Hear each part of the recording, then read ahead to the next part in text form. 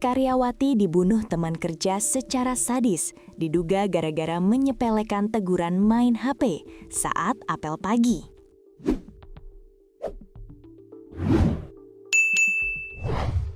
Seorang karyawati dibunuh teman kerja secara sadis, diduga gara-gara menyepelekan teguran main handphone saat apel pagi pergantian shift kerja.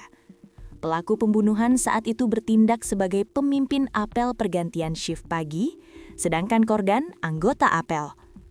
Insiden berdarah di pagi hari itu terjadi di kawasan wisata Pakang Beach, Desa Sabo, Kecamatan Ampana Tete, Kabupaten Tojo Una-Una, Sulawesi Tengah, Sabtu, 7 Maret 2026.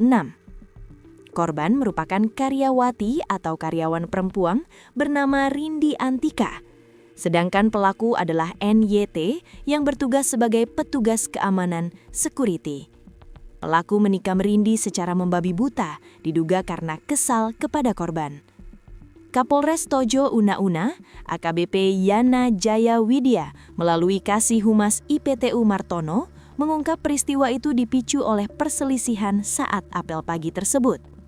Peristiwa bermula sekitar pukul 8.30 WITA saat pelaku memimpin apel pergantian shift pagi. Berdasarkan keterangan kepolisian, pelaku merasa geram karena korban dianggap tidak serius dan terus bermain ponsel saat instruksi diberikan. Pelaku menegur korban yang merupakan karyawan Pakang Beach karena sering bermain HP dan tidak serius saat apel, ujar IPTU Martono dalam pernyataan resminya dikutip dari tribunpalu.com. Situasi memanas ketika korban dianggap menyepelekan, malah pergi meninggalkan lokasi tanpa izin pelaku. Saat itu, korban yang sudah berada di atas sepeda motor sempat membantah teguran pelaku hingga terjadi adu mulut hebat. Pelaku yang sudah emosi kemudian mencabut badik dari pinggang kirinya dan langsung menikam korban ke arah perut hingga jatuh. Pelaku lalu menikam korban secara berulang kali. Lanjut IPTU Martono. Akibat serangan tersebut, korban menderita sedikitnya 8 luka tusukan di sekujur tubuh. Meski sempat dilarikan ke Puskesmas Ampana Tete untuk mendapatkan pertolongan medis, nyawa Rindi Antika tidak tertolong dan dinyatakan meninggal dunia. Usai melancarkan aksinya, Naldi sempat melarikan diri untuk bersembunyi. Namun pelariannya tak berlangsung lama.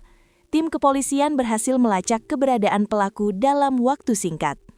Pada jam 9.58 WITA, pelaku berhasil ditangkap dan diamankan bersama barang bukti sebilah badik di desa Kajulangko.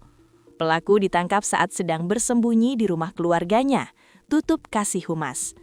Saat ini pelaku beserta barang bukti telah diamankan di Mapolres Tojo Una-Una untuk menjalani proses hukum lebih lanjut.